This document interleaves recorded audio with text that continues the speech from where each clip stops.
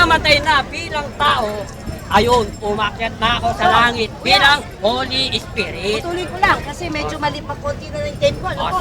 Sige So, po. sa madaling salita. Basta mamaya, magsasalita ako kahit dito ha. Opo. Mayroon lang akong mission, ibibigay ko sa... Pag naibigay ko na yung anim ang kailangan ko eh. Channel 2, Channel 7, Channel 5, DCAS, FEBC, at saka yung Channel 11. Meron ba Channel 11 dito?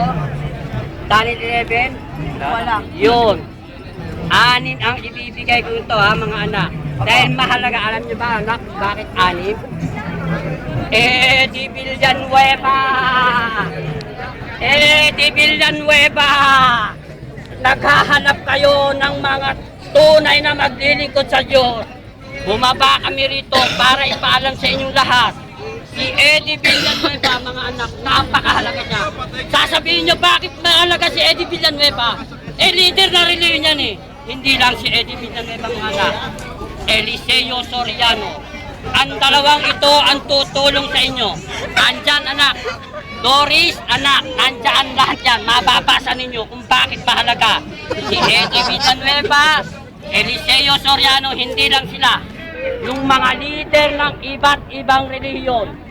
Kapag si Eddie Villanueva ay naiboto ninyo presidente, ang Pilipinas ay magiging gobyerno ng Diyos.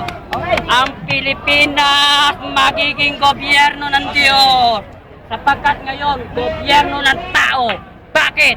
Sapagkat etong katawang ito wala sa palasyo. Okay, kuya, nakuha ko na. Okay na, anak. So, humayo na po Oo. kayo. At distribute na po. Mga anak, huwag lang kayong gagawa ng gulo, mga